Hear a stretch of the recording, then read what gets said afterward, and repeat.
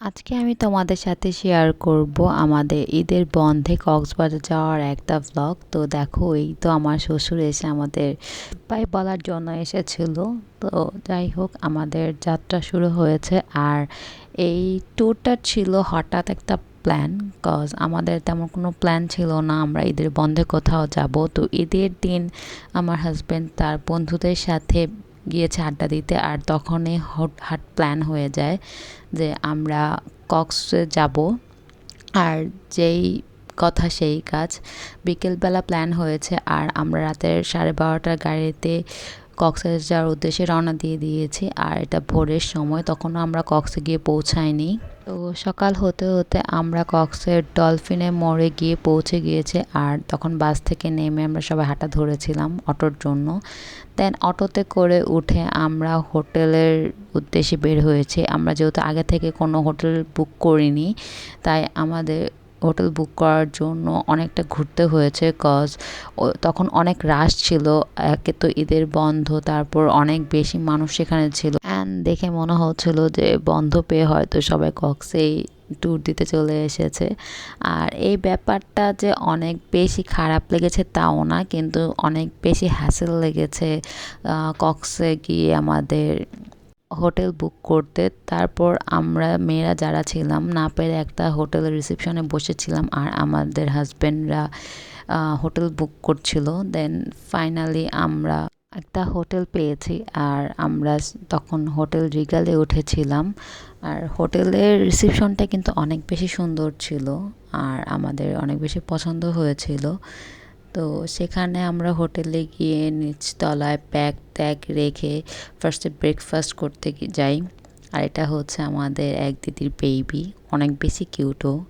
তো যাই হোক, আমাদের হোটেলের সামনেই ছিল বাসমতি রেস্টুরেন্ট। তো আমাদের আর কোনো রেস্টুরেন্ট খোঁজার মতো এনার্জি ছিল না, যেহেতু সবাই অনেক বেশি ক্ষুধার্ত ছিল। বাসে তেমন কিছু খাওয়া দাওয়া হয়নি, আর আমরা বাস থেকে নামিও নি যখন বিরতি দিয়েছিল। সবাই ঘুমে এতটাই মগ্ন ছিল। তো আমরা আমাদের ব্রেকফাস্ট কমপ্লিট করে রুমে চলে আসি। অ্যান্ড এই তো, এটা আমাদের রুম।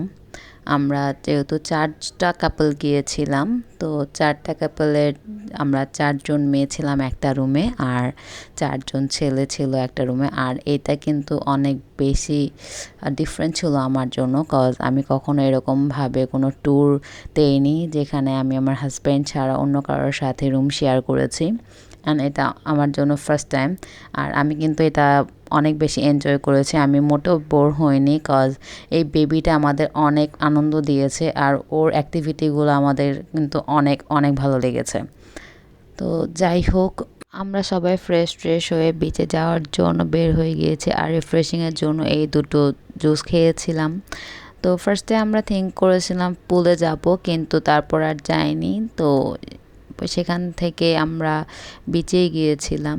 আর এই তো আমরা অলরেডি বিচে চলে এসেছি। আর আমরা যে সাইডটাতে নেমেছিলাম সেখানে লোকজন খুবই কম ছিল, কজ আমরা মেইন পয়েন্টটাতে যাইনি, সুগন্ধার ওখানে অনেক রাশ থাকে তাই।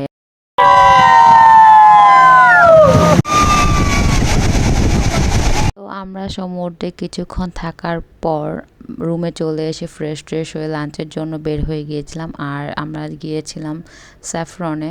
এটা একটু দূরে ছিল, একটু ভালো মন্দ খাবার জন্য আমরা একটা ভালো রেস্টুরেন্ট খুঁজে তারপর গিয়েছিলাম। আর এটাতে বাঙালি আনাই বললে চলে, আমরা সেখানে প্রত্যেকটা আইটেম বাঙালি আইটেমই পেয়েছি। আর অনেক বেশি রাশ ছিল।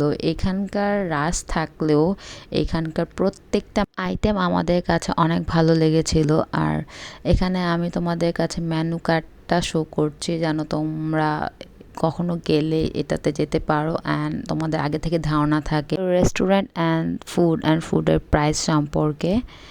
দেন আমরা আমাদের পছন্দের খাবারগুলো অর্ডার করে দিই। অর্ডারের 5 থেকে 10 মিনিট পরে খাবারগুলো আসতে শুরু করে, বেশিক্ষণ ওয়েট করতে হয়নি, যদিও রেস্টুরেন্টটা তো অনেক বেশি রাশ ছিল। তো এখানে আমরা মনে হয় 4-5 আইটেমের ভর্তা নিয়েছিলাম। এখানে ওরা শুটকিও নিয়েছিল, কিন্তু আমি শুটকি খাই না তাই আমি ওটা টেস্ট বলতে পারি না। কিন্তু এছাড়া আলু ভর্তা, দেন টাকি মাছ ভর্তা, লইটা মাছ ভর্তা, আর কি যেন ভর্তা ছিল, সেগুলো প্রত্যেকটা আইটেমই অনেক টেস্টি ছিল। অ্যান্ড রূপচাঁদাটা অনেক বেশি ফ্রেশ ছিল। তারা কমপ্লিমেন্টারি হিসেবে আমাদের বড়ই আচার দিয়েছিল, এটা অনেক বেশি টেস্ট। অ্যান্ড তারপর আমরা আমাদের লাঞ্চ কমপ্লিট করে আবার বিচে চলে আসি, কারণ কক্সে আসবো আর হোটেল নিয়ে হোটেলে বসে থাকবো সেটাতে হয় না। তো আমরা বিচে আসার পরই দেখলাম যে সানসেট হচ্ছে, তো সেই মুহূর্তটা তার মিস করা যায় না। যাই হোক, তারপর আমরা সেখানে কিছুক্ষণ টাইম স্পেন্ড করি। দেন সন্ধ্যার পরে সেখানকার যে লোকাল মার্কেটগুলো সেখানে একটু ভিজিট করি অ্যান্ড যে যার পছন্দ মতো টুকিটাকি কেনাকাটা করে। দেন আমরা রাতে এসে ডিনার করি। আমরা যে হোটেলে ছিলাম সেই হোটেলের রেস্টুরেন্টের থেকেই। অ্যান্ড ডিনারে আমরা সেখান থেকে যে যার পছন্দ মতো আইটেম নিয়েছিলাম। তো আমরা ম্যাক্সিমাম নিয়েছিলাম রুটি অ্যান্ড ঝাল ফ্রাই, একজন নিয়েছিল কাবাব। বাট তাদের বিরিয়ানি যেটা সেটা একদমই বাজে ছিল, টেস্টটা খুবই বাজে অ্যান্ড অনেক বেশি অয়েলি ছিল। কিন্তু তাদের রুটি, ঝাল fry and kebab just wow. তো এটা আসলে লাইটও ছিল অ্যান্ড টেস্টটাও অনেক বেশি ভালো ছিল। আর আমাদের সকালবেলা ব্রেকফাস্টও ছিল কমপ্লিমেন্টারি, সেখানে আমরা খিচুড়ি, ডিম ভুনা, পরোটা, সবজি, হালুয়া, চা এগুলো খেয়েছিলাম। তো আমরা বেশি লেট করে ফেলেছিলাম, এর জন্য আমাদের একটু ওয়েট করার পর এগুলো ব্রেকফাস্ট করতে হয়েছে। তো আমরা ব্রেকফাস্ট করার পর ফ্রেশ হয়ে রেডি হয়ে বের হয়ে গিয়েছিলাম ইনানির উদ্দেশ্যে। আর এটা ছিল আমাদের জন্য খুবই বাজে একটা জার্নি, কজ আমরা সেদিন 6.5 ঘন্টা জার্নি করেছিলাম আর আমরা যেটা উদ্দেশ্যে গিয়েছি সেটা আর দেখতে পাইনি। তো হিমছড়িতে আমরা একটু থেমেছিলাম, আর হিমছড়িতে তখন এত রোদ ছিল যে আমরা আর উপরে ওঠার সাহস করিনি।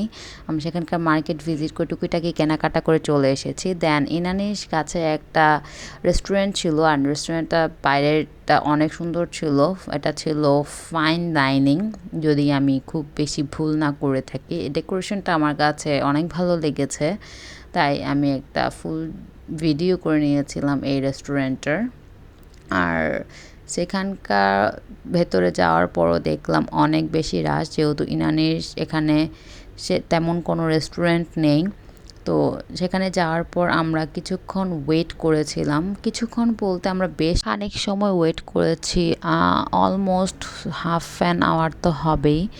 তো যাই হোক, আমরা তারপর আমাদের জন্য খাবার অর্ডার করি অ্যান্ড খাবার অর্ডার করে দেখলাম যে অনেক কিছুই আমরা পাইনি, কজ শেষ হয়ে গিয়েছিল। তাই আমরা যা পেয়েছি তাই খেয়েছি, যেমন চিকেন, ভর্তা, ডাল, সবজি, এই তো। তারপর সেখান থেকে আমরা লাল কাঁকড়া বিচে চলে এসেছিলাম। আর সেখানে ঝাউবনটা অ্যান্ড ঝাউবন সহ যে ভিউটা, এটা আমার কাছে মারাত্মক সুন্দর লেগেছে। সত্যি কথা, আমি এটার একদম ফ্যান হয়ে গিয়েছি। তারপর সেখানে গিয়ে দেখলাম যে প্যারাসেলিং হচ্ছিল। আমারও খুব ইচ্ছে হচ্ছিল, কিন্তু আমাদের সময় ছিল না, কজ আমাদের বাস ধরতে হবে। সেদিন রাত 8:30টার দিকে আমাদের নারায়ণগঞ্জে বাস ছিল। তো আর কি করার, সেখান থেকে চলে আসি আর নারায়ণগঞ্জে বাস ধরি। তো রাত আমাদের এভাবেই বাসেই কেটে যায়। তারপর আমরা তখন রাত হয়তো 4:30, 4:45টার দিকে আমাদের প্রাণেশ্বর নারায়ণগঞ্জে চলে আসি। আর আমাদের কক্সের ট্যুর এ পর্যন্তই শেষ। আর আজকের এই ব্লগটা এ পর্যন্তই।